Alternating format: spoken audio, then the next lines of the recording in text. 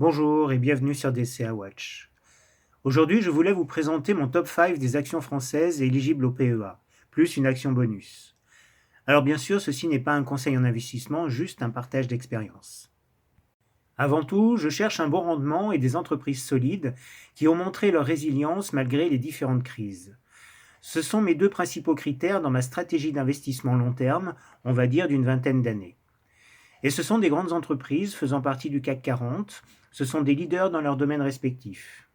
Certaines entrent également dans la composition de l'Eurostoxx 50, l'indice européen, et la majorité est estampillée ESG, c'est-à-dire écologie, sociale et gouvernance.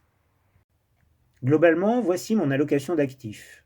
50% en valeur défensive, 40% en valeur de rendement et 10% en valeur de croissance. Et si possible, une action par secteur d'activité pour profiter pleinement du potentiel de la diversité économique. Pour le secteur défensif, j'ai choisi Air Liquide dans le secteur des matériaux de base, Orange dans les télécommunications, Danone pour la consommation de base, Veolia en tant qu'utilities ou service aux collectivités, et Sanofi dans le secteur de la santé. Pour le rendement, j'ai sélectionné AXA dans le secteur financier où je préfère les assurances aux banques, Total dans le domaine de l'énergie, Vinci dans l'industrie et la Française des Jeux. Et enfin, pour la croissance, j'ai pris LVMH et L'Oréal.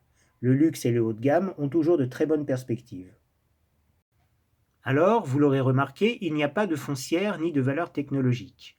En effet, pour ces deux secteurs, l'impact des taux est trop important et ils sont trop liés au cycle économique.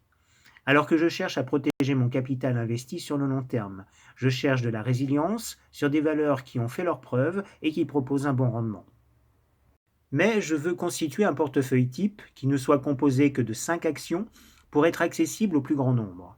Et aussi pour en faciliter le suivi, car j'ai autre chose à faire de mes journées que de lire la presse économique H24.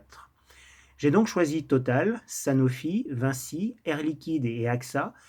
De manière équipondérée, c'est plus simple. Mais bien sûr, chacun est libre de son allocation d'actifs.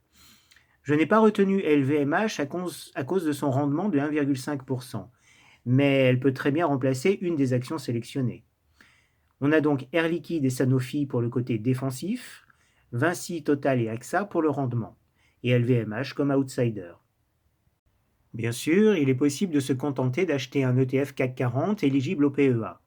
Mais si on regarde du côté de Amundi ou de Lyxor, le rendement tourne autour de 2,5%. Et puis le but de sélectionner ces actions, c'est aussi de battre le CAC 40. Mais il faudra alors suivre régulièrement la communication des résultats de ces entreprises, d'où l'importance de n'en sélectionner que quelques-unes. Car l'avantage de suivre un indice, c'est qu'il ne sélectionne que les meilleures entreprises. Et si demain, par exemple, AXA est en grande difficulté ou fait faillite, le titre sera automatiquement sorti de l'indice et remplacé par un autre plus performant. Voilà, j'espère que cette vidéo pourra vous aider dans vos choix.